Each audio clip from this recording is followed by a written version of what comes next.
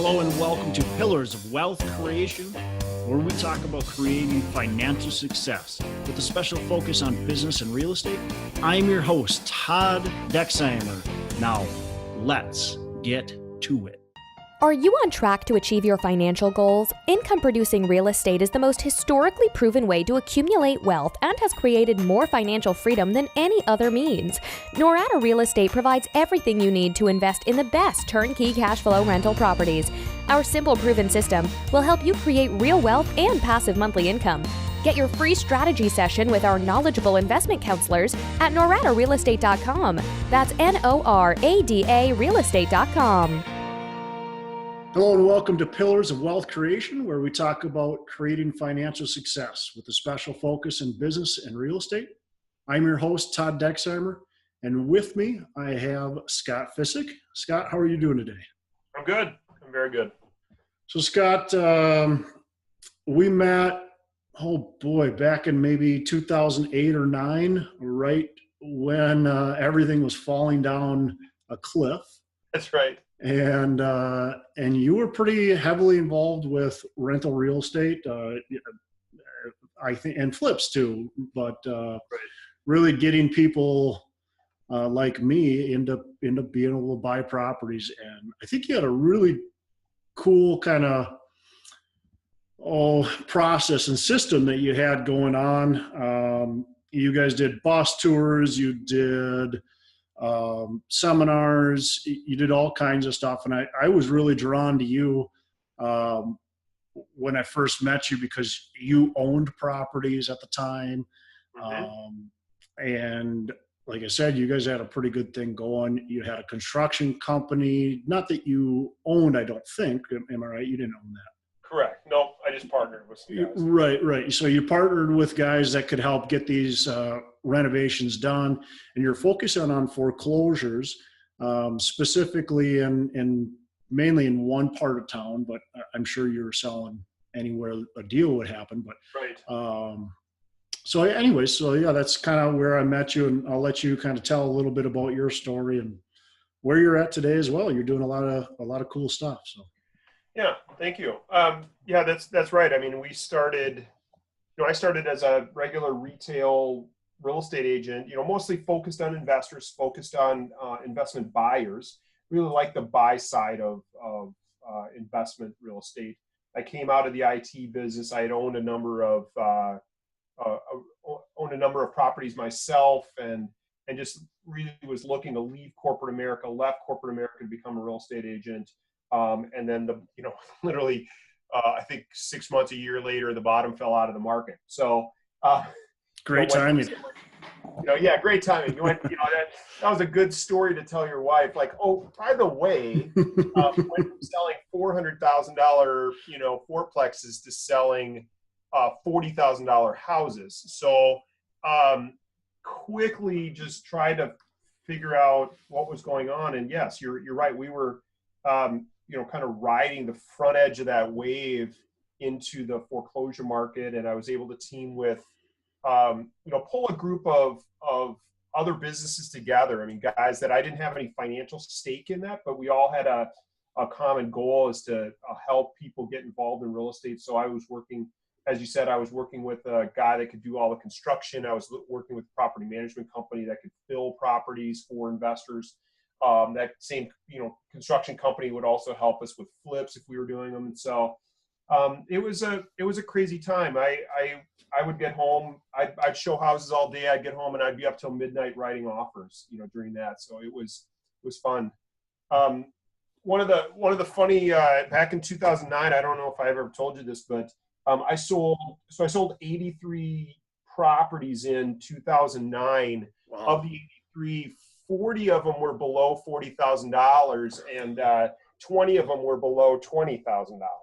So you can imagine it was, you had to be working your tail off just to even put food on the table selling, a $20,000 house. So, but it was fun.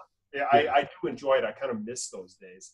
So there was a lot of action during that time. There was. And then on your team too, you also had a lender that was really active in those, and I think that's important as well. Yep, we were able to find.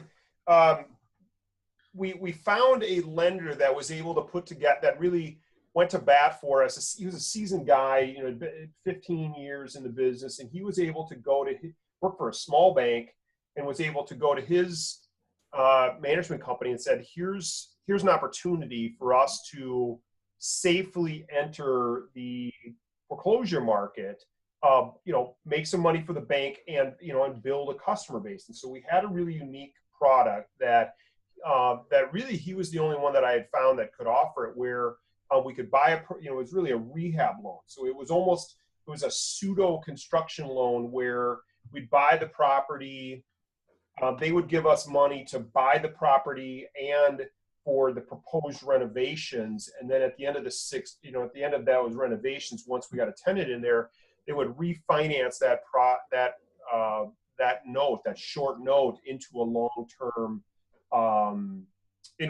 mortgage, which was fantastic. So it allowed, a lot of those, those $20,000 houses needed $50,000 to $60,000 worth of work. So, probably more than the average Joe had and, could just come up with cash wise. So, whereas we could go to the bank and say, we need, $70,000 to do this project, they would loan us 80% of that. So the buyer would only have to come up with $14,000 to do that project. They'd refinance it, and they were into that house pretty inexpensively. The other nice thing about where we were working is that luckily the rents were holding stable. So we had seen back in early 2000, we saw rent decline, but rents had come up and they were stable even despite the foreclosure market, which was great. So that really helped make the numbers work. Yeah, I think I got into several of those loans, and I had bought a couple rental properties and did one flip before I met you, and you're the one that kind of turned me on to that bank, that lender, and which I guess Rob Bonahum. Right. With Cornerstone, but now he's with First American Bank. That's right.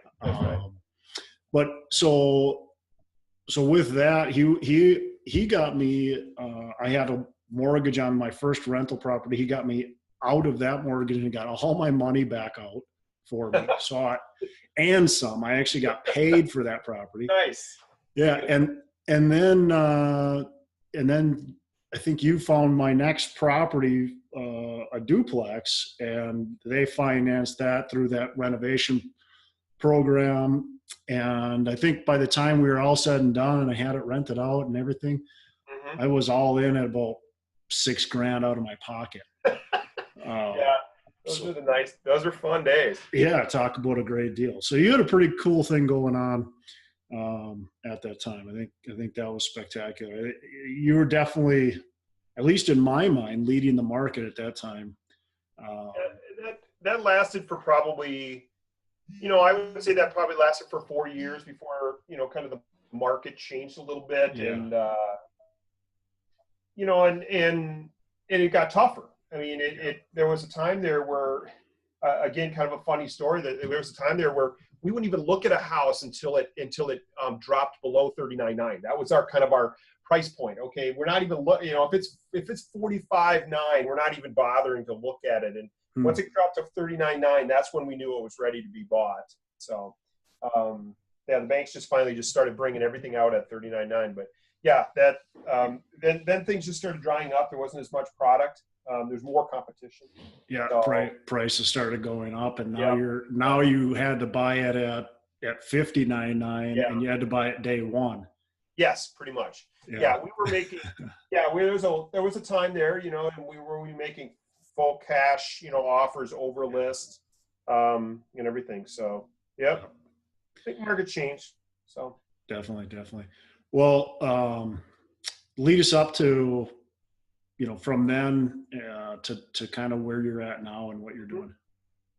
Yeah. So still working with lots and lots of investment buyers, transitioned out of those, inexpensive houses and more into, kind of typical typical, rental properties, lots of duplexes and things like that across the cities. The duplex market had finally come down to a price where there's some really good values in that. So did that for, sold a number of those. And then about 3-4 years ago, started working with different guys doing flips. But then also I was having lunch with a couple old customers of mine that I had probably been selling to for 10 years. I probably sold them 60 properties over the years. And, we were just shooting the breeze, and we were kind of complaining about our property management companies that we had all been using at the time, or had used in the past. And they had just taken their properties back from a different property management company. We kind of started talking about, gosh, could we build something different? Could we build a business that was really tailored towards the investor, not to the mom and pop operation or the people that can't rent their house or can't sell their house, and so they just rent it. Really looking to what would we want to see as investors, from a property management company. And so that was really the start. And so we've been building that business over the last 3 years. We're at about 100, and we manage about 175 properties right now, kind of all across the Twin Cities. And it's a fun business. It really takes all that experience that I've learned over the last 10, 20 years, really, even before I was a real estate agent, and kind of bringing that all together to, to help others. So you guys are managing about 175 units. Yep. Of that, are any yours, or they? Yeah, we probably about 40 of them are ours. So we're probably managing another 135 for other Okay. investors, with the goal to grow to 500 or 600 over the next couple of years. So when you say we, how many? there's what's your three. team? Yeah, I've got three other business partners who Okay. guys that were customers of mine, and they were partners themselves, and they also have been in real estate for a long time. They do high end flips, so their flips are in the 750 to $1 million plus range. Okay. They also they do they dabble in some things having to do with short sales and share certificates and all kinds of other stuff. So it's a nice collaborative type of environment, because you're working with guys that are have lots of different irons in the fire. So it's a fun opportunity. Cool. So what are the keys to running that business effectively? Because a property management business is, I guess there's a lot of moving parts to it. It's not just real simple. I would say that there's a couple keys to being effective there. I mean, I have seen there's a lot of property managers that will be, I would say, one guy in his pickup truck. Yeah. And I think it's a place to start, but I find that those guys that are they're really good at maintenance and they just decided to take on some management responsibilities. I mean, it's a tough job to have one person doing it. So you really have got to get to some scale, and we're not even there yet. I mean, I think we're really not going to be at where we need to get to 300 to 400 units under management before we're really feeling like we've got it. We've scaled to a point where we can relax a little bit, I suppose you could say. But yes, it is a hard business. You need to have systems in place. You've got to have processes. Even something as simple as how do you collect your rent? How do you what are your late fees? How do you deal with tenant repairs and turnovers and leasing and all those things? I mean, any one of those things is a mountain in and of itself. And so that's probably why it has taken us a while to get to where we are, because we've been very methodical about, analyzing each part of our business. And as we grow, we find a deficiency or we find some place that we could improve, and we spend energy and time on figuring those things out and how to make them better, for ourselves and for our customers, frankly.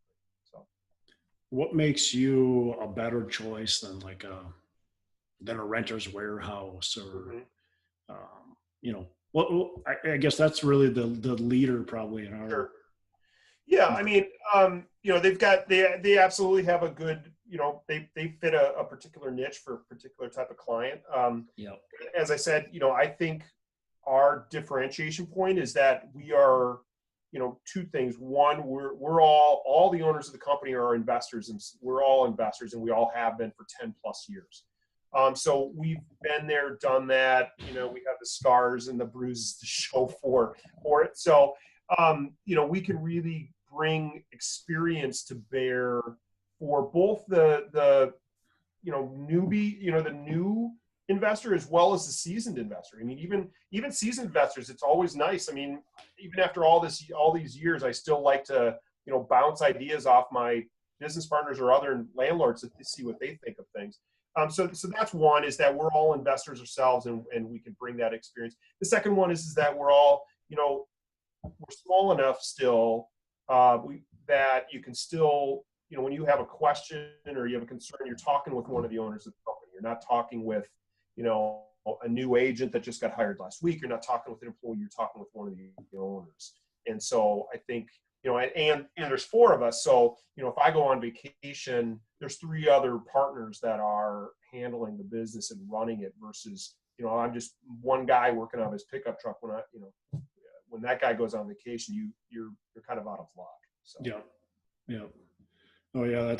That's important. I mean, I think the single, like you said, guy that's working out of his truck doesn't have those efficiencies and is just one person. So if something goes wrong with that one person, or, communication breaks down, you've got nobody else to talk to.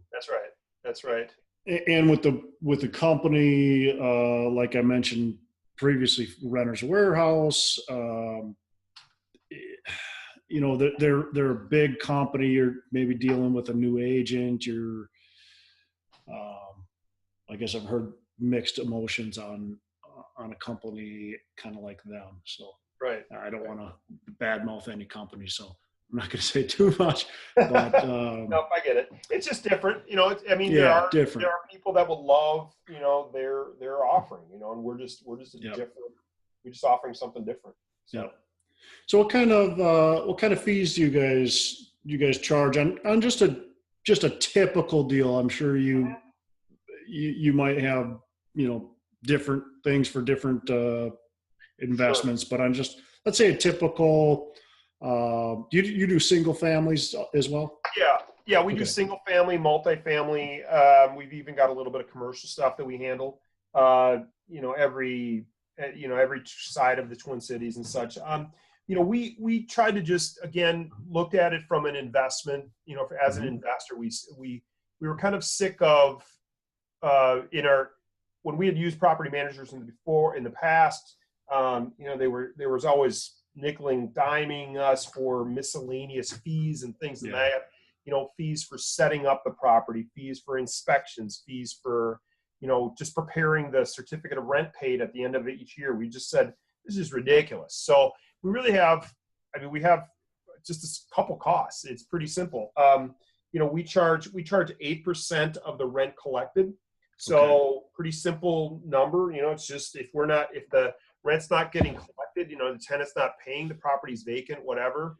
Pretty simple. We're not getting paid either. There's no other fees beyond that for Section 8 inspections, anything beyond that. All the maintenance and everything is all there's no markup on any of the maintenance. It's all paid out at cost. So we have to send a plumber over to do something. You see the invoice, you pay the invoice. We charge 1 month's rent to fill the unit, which is pretty standard in the industry.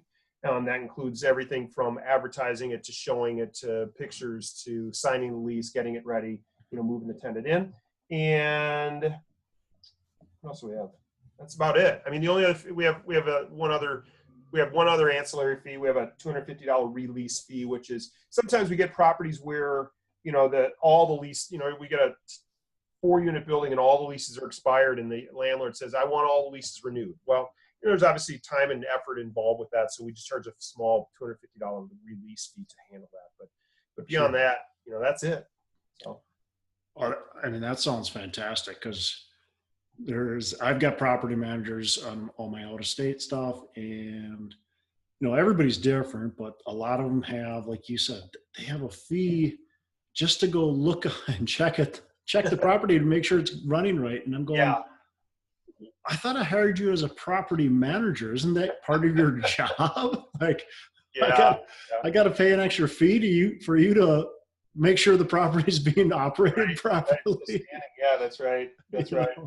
So, yeah, so we try to do away with those. I mean, maybe I'll wake up someday and go, wow, I'm not making any money at this. I should have charged more. But it felt right. It felt like the right number. We don't have anybody pushing back saying that we're too expensive.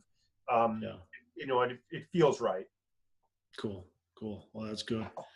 So you guys have been doing that business for how long did you say? Going on 4 years. Going on 4 years. Okay. Yep. Great.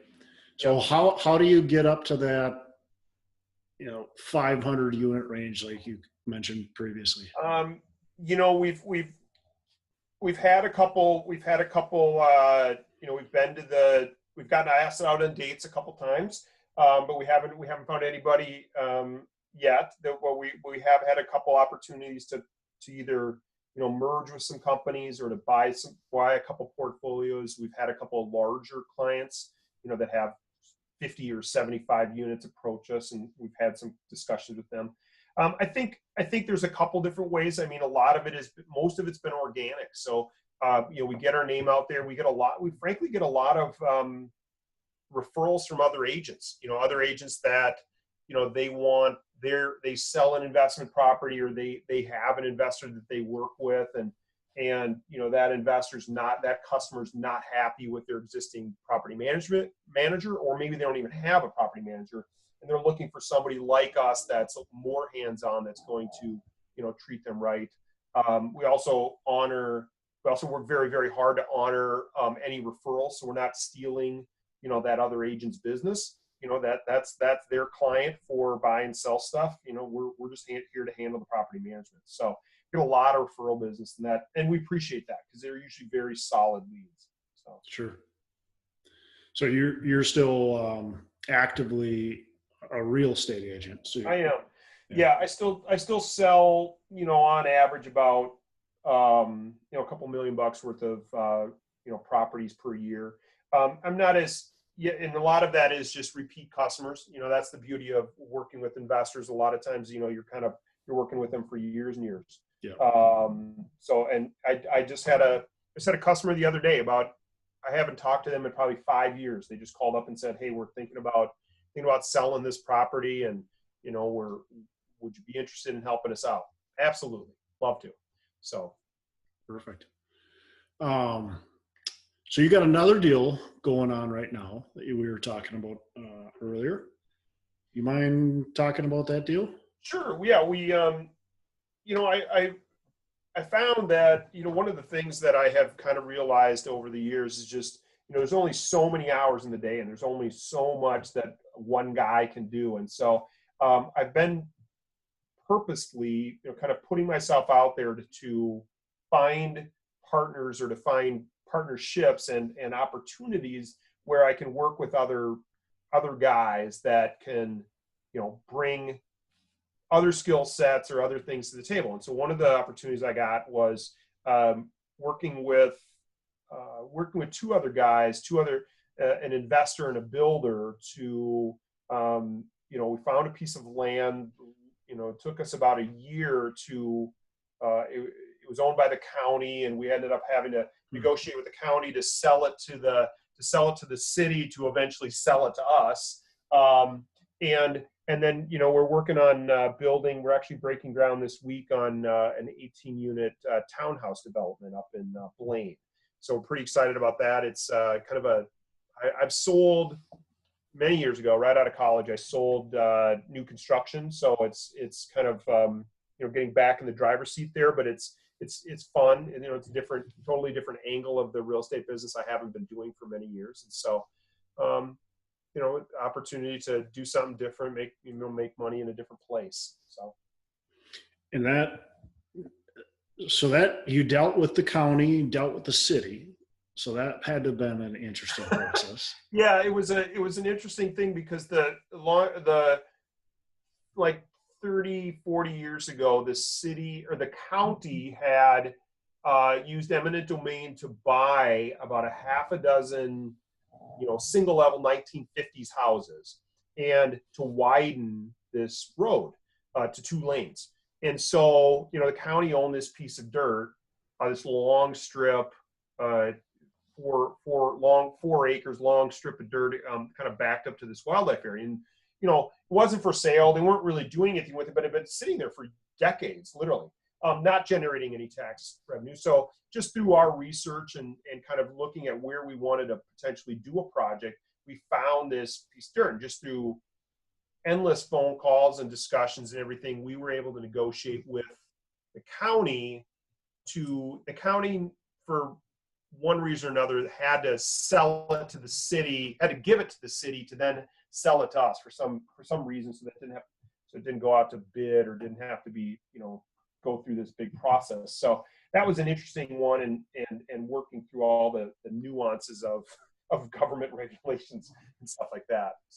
So Scott, how did you find that property though? I mean, where did that come from? Surprisingly, my father's been a developer for 50 years, and he just kind of has a nose for things like that. So I think, if my memory serves me right, he was just literally driving around and just said, that's interesting. I wonder what that is over there. It's obvious. It's on a busy road, and it's like I said, it's 4 acres on a busy road. And he just said, oh, that's interesting. I wonder what that is. And so went down to the city.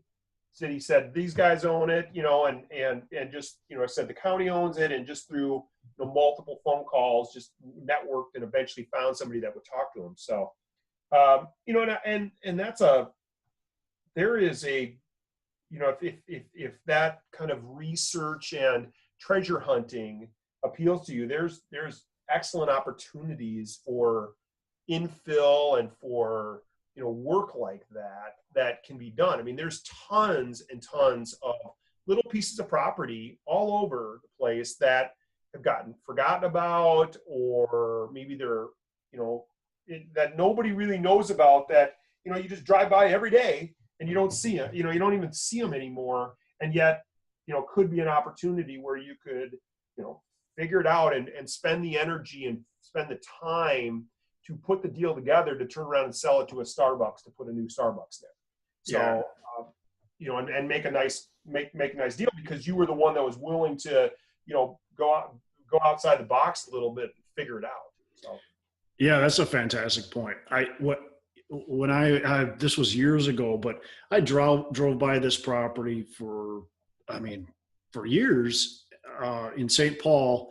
And one of my investor friends all of a sudden tells me about this property he bought and he flipped without touching it. Didn't do anything to it. Just bought and flipped to Concordia College. Yeah. And I'd driven by that property, 100 times, and I looked at it and said, "Oh, I wonder who owns that property. Yeah. I should look at, calling them." Yeah. He actually took the initiative to call them, got the deal under contract, and made $100,000 on it. Awesome.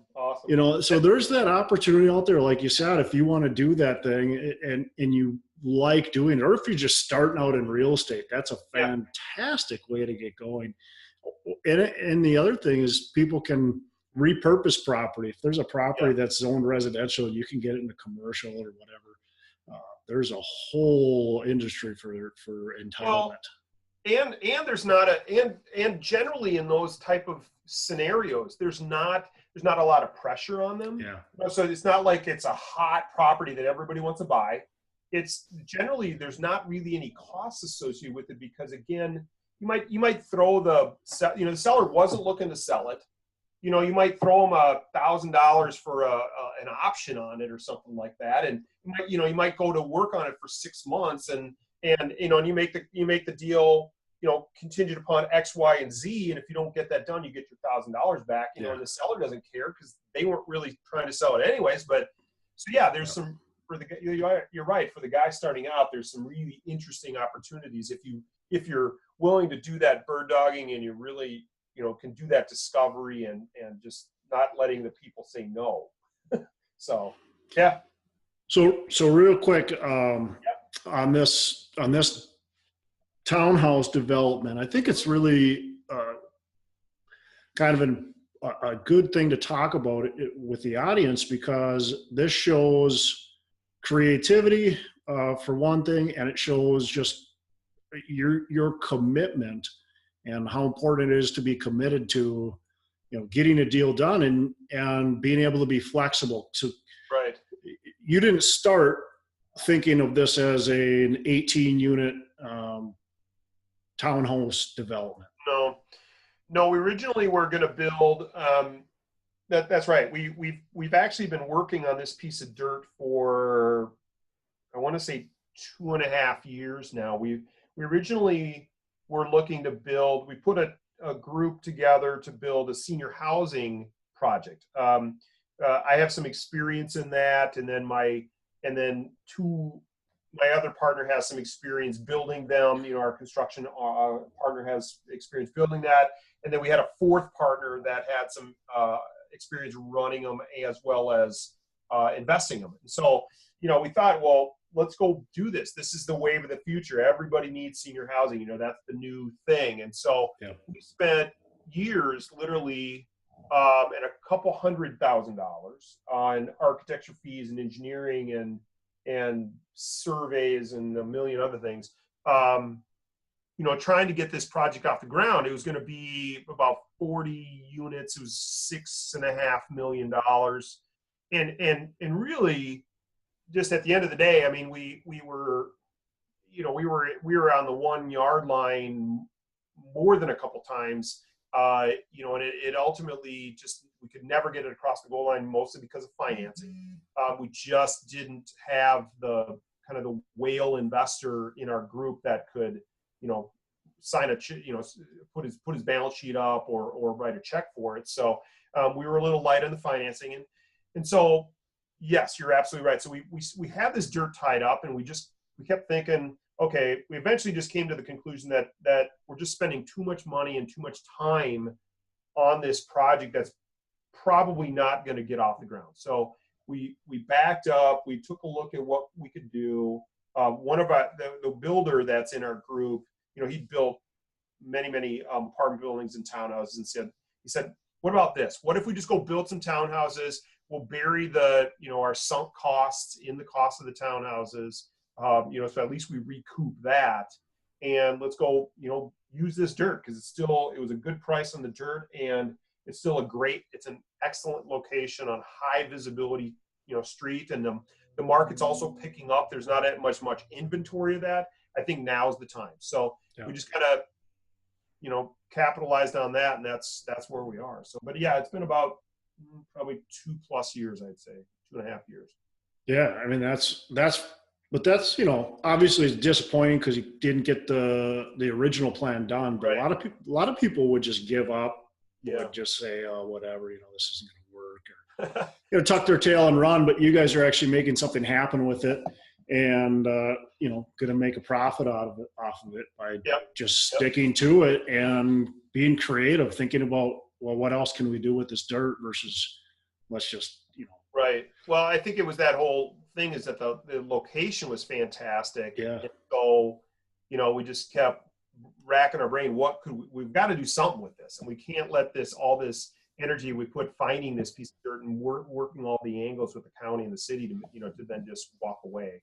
So. Yeah. You're deal makers, you're entrepreneurs. You got to make it happen. Right. Yeah, and some of that, as I said earlier too, I think the difference is that, I had 2 partners in that. I had 3 partners originally in this deal, and that was a new thing for me, is to, have partners, and so it helped for me to be accountable to them. Because you're right. Yeah. I mean, if it was me, I probably would have said, all right, well, that stinks. We lost a bunch of money on that. Let's go figure something else out. But when your partner's counting on you to look into something or to take the next step, you kind of, that accountability, at least for me, it turned out to be quite important to get this thing done. So. That's good to hear. So it sounds like you've got a lot going on, which is awesome. What, and you've been doing this for a while. So what, you've had to make a couple mistakes. Tell me, what's one of your biggest mistakes, or just something you learned along the way, through a failure? Sure. Yeah, I mean, being a landlord, it seems like you make, you cut your teeth. I mean, I swear every other week you make a mistake and go, let's not do that again. I would say I probably, I thought about it. I'm disappointed that in the bottom of the market, I wasn't pursuing larger, we were doing lots and lots of single family houses in the bottom of the market, and we were very, very busy. But probably if I had regrets, I regret not trying to go after bigger buildings, maybe seeing if I could have bought, could I pick a 20 unit building up for a song, or could I, or even 12 unit buildings or whatever, that were in foreclosure or were mismanaged, that we could have turned around, because now we'd be, sitting at king of the world, in this recovery market. So I don't know that that's a mistake, but it certainly is a regret. Scott, I can't see you right now because our video wasn't working well. Can you see me? I can see you. Could you see me shaking my head and smiling? Right. That's exactly what I would say is one of my biggest regrets. Is I spent from 2008 to 2000, probably about 15, buying small stuff. And it's just like, what was I thinking? I knew that I should be buying the bigger stuff, but I just didn't. I'm in the same boat as you. It's just like, boy, I mean, I know. Yeah. I think it's probably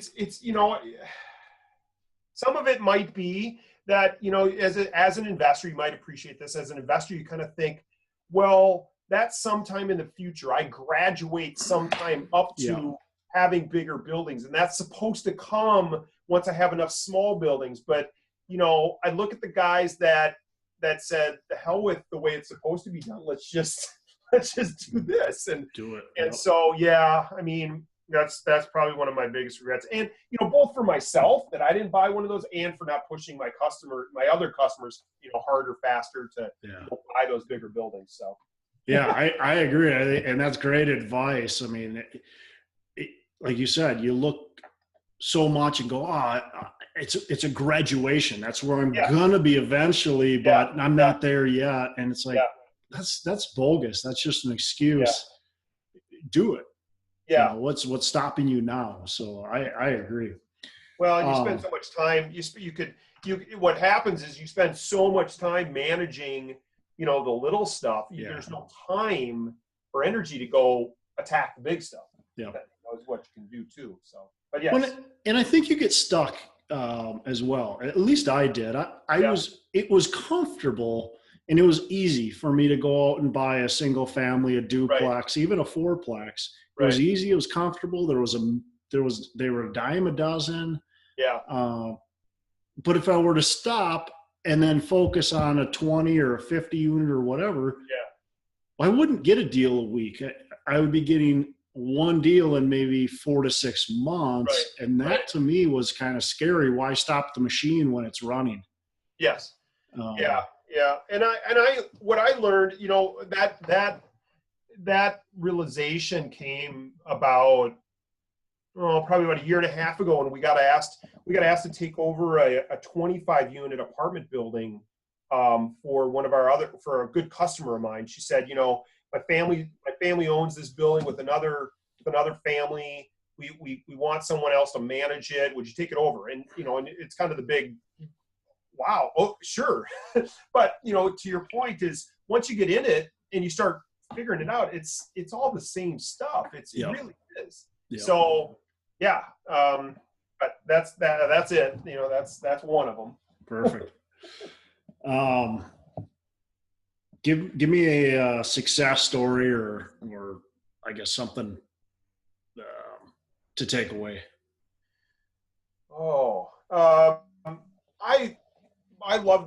I really like the fact that I love that, I've been able to help investors over the year, people, that wanted to get into business, that wanted to, be investors. They always had that dream to do that. I have a half a dozen different clients that have left their full-time jobs to, be in real estate full-time, and they love what they do. So, I mean, that gives me a, kind of a personal, satisfaction that I'm on the right path. I'm doing what I'm supposed to, providing the gifts that I was given. So I like that part. So Cool. Yeah. I think, definitely starting my real estate career. I mean, I purchased a few properties before I met you, but you're definitely were instrumental in being able to continue me down my path. I mean, I really appreciate the work that you did. Thank you. So, yeah. What's your goal? What do you look like moving forward? Yeah, I mean, I think that what I'd really like to do, I can't believe I'm already, working on, I'm not that old, but we're starting to talk about retirement and where to, kids getting older and going to college, and, where we're gonna move to after they're out of the house. And so I look at, the things that I'm working on now are more about kind of long-term stable wealth and stable income. So the property management business gives me that. If we build it big enough, I mean, it's just a steady income from there. We're looking at purchasing some additional blocks of properties in the Twin Cities, and there again, just being even a small investor in some of those opportunities, gives me some opportunity to not necessarily build income today, but build wealth long term. And again, partnering with other guys that are that have a passion for it. So I'm always looking for opportunities like that now that then set me in a path that I don't have to work harder. Because boy, back you're selling 83 houses back in 2009. I mean, it was 80-hour weeks, working every day. You can only do that for so many years before you just go, why am I doing this? But yeah, that's where I'm headed. That's what I'm working on. Just things to set up the next 40 years of my life. Okay, great. Well, two last questions. One is, what's your favorite book, web page, blog, whatever it might be? What's your favorite thing to learn from? Oh, wow.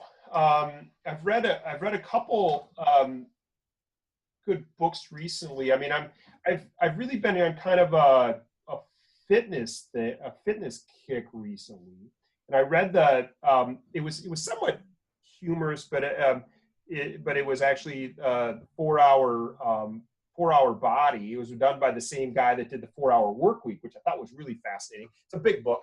Tim Ferriss. Yes, exactly. So I read that. That's very, very interesting. And then there's just been some other books which escape me right now. And it's just trying to stay healthy. I was on a track to do the Twin Cities Marathon this fall, and I kind of fell off that. But my son is very interested in doing the Spartan races. So he's 14, and I'm excited to kind of take that on with him. That'll be a new challenge, new chapter. So you recently completed an Ironman, is that right? I did. Yeah, two years ago this month. So it was already 2 years ago. Yeah, wow. Can you believe that? So yeah, it's very much like, I mean, it was 2 years worth of training and one day, and then one day of racing, and it's tough. I mean, it's tough to kind of come home. It's like having that, it's like having your wedding. You've been spending months and years preparing for your wedding and the honeymoon and everything, and then you come home after the honeymoon, you're like, oh, okay, we'll just go back to our normal life. So doing the like that is it's taken me a while to kind of figure out what's the next big goal. So yeah. Boy, I mean, it was the full Ironman. I don't know if I could do that. I don't know. I'm a bit of a fitness nerd too. So, but Boy, that's anybody. I think for anybody that ever has a desire to do it, it was on my bucket list. yeah. I remember watching as a kid. I remember watching these crazy guys in Hawaii back in probably the 80s or 90s doing this thing, going, what in the world? But it's one of those things where if you set your mind to it, Yeah. you can do it, and it takes a tremendous amount of time and dedication. But I think anybody can do it that wants to. So just like building a business, right? Yeah, absolutely. If you're passionate about it, and I think if you ever get an opportunity, it's just go watch one. It's just, and it's interesting. Even a marathon, like go watch the Twin Cities Marathon. I mean, there's just average Joes. They just set their minds to it, and they just did what it took to make it happen. Yeah. Last nugget of advice for us. Oh, I think find other mentors, find other partners, or even just peers that you can gather around yourself, so that you can double check that can answer questions, that you can trust, that you can bounce ideas off of, that are going to give you straight answers, even if you don't want to hear them. So as you're doing deals, as you're trying to make decisions on how to move forward in your business, in real estate or anything, you've at least got sound advice that you trust, because it's tough. There's not, owning real estate or being a landlord is not like owning a car. Not everybody does it. So it's not something you can just and it's not intuitive. It's not always like what you think you should do. So I that's what I would say is, gather some people around you that you trust, that you can help you. So great. Well, last, maybe most important, is how can people get a hold of you if they want to? My website address is rentalmanagementguys.com. So rentalmanagementguys.com. Otherwise, Scott@rentalmanagementguys.com. You can get a hold of me there. Phone's pretty much on all the time, and same with email. So like most of us these days. Yeah. Okay. Always on. Yeah, definitely. All right, Scott. Well, I appreciate the time. Thanks for taking your time out of your day to talk to us and give us fantastic advice. Okay. Thank you so much. Yeah. Have a good day. Okay. Scott Ficek has always been a very motivating and enjoyable guy to be around. He definitely just has that burning desire, that push that makes you want to also be great when you're around him. So fun to have him on the show. A couple of things I really took away from the show, some actionable steps, is make sure you can adjust to what the market is doing and timing, and make sure you're still trying to figure out where you need to be, because, Scott, as he said, he got into the real estate, the realtor business, and basically not right when he got in, but pretty much not too long after. He goes from selling $400,000, $500,000, $600,000 properties to all of a sudden selling $30,000, $40,000 properties, and he needed to adjust what he did. He started that big team and really had things in place to allow him to be able to sell 80 properties in a year versus before he only needed to sell a handful to make a good income. So make sure you adjust, and he's continued to adjust throughout the years in order to continue his business and make sure that things are running and being smooth. So the other thing I thought was really kind of neat when he was talking about his rental management business. And he could be at that 500 unit plus range, but they've been very methodical about what they're doing. They're really making sure they've got the right systems and processes in place. And in business, as we grow, we want to make sure that we're putting the right systems in place. And we're looking into the future. It's like if you've ever read the E-Myth, that's kind of what they talk about is, instead of just you're not the technician, you've got to look into the future. You've got to look at your vision of what that company is going to be going forward, and then set the right systems up in place for that in order to achieve those goals. And again, in order to adjust those.